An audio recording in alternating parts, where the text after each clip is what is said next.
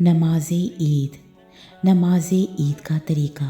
رسول اللہ صلی اللہ علیہ وآلہ وسلم عید الفطر اور عید الاضحیٰ کے دن عید گاہ جاتے، سب سے پہلے نماز پڑھتے، پھر خطبہ دیتے، جبکہ لوگ صفوں میں بیٹھے رہتے۔ خطبہ میں لوگوں کو نصیحت اور وصیت کرتے اور حکم دیتے، پھر واپس لوٹتے۔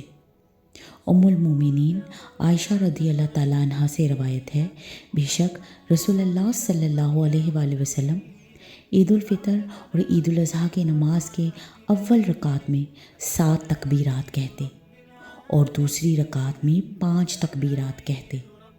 ہر تکبیر پر رفع الیدین کریں اور ہر تکبیر کے بعد ہاتھ باندھیں۔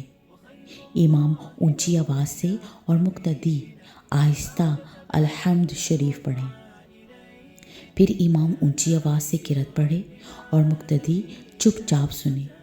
امام بہقی رحمۃ اللہ علیہ نے نماز عیدین کی زائد تکبیرات میں رفع الیدین کرنے پر جس حدیث سے استدلال کیا ہے، اس میں سیدنا عبداللہ بن عمر رضی اللہ تعالیٰ عنہ فرماتے ہیں کہ رسول اللہ صلی اللہ علیہ وآلہ وسلم ہر اس تکبیر میں ہاتھ اٹھاتے جو رکوع میں جانے سے پہلے کہتے، یہاں تک کہ آپ کی نماز مکمل ہو جاتی۔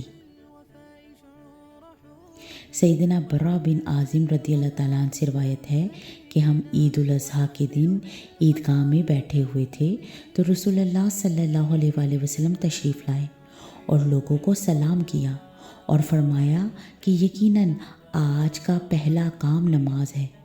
پھر آپ آگے بڑھے اور لوگوں کو 2 رکعت نماز پڑھائی۔ سلام پھیر کر آپ نے اپنا رخ لوگوں کی طرف کیا۔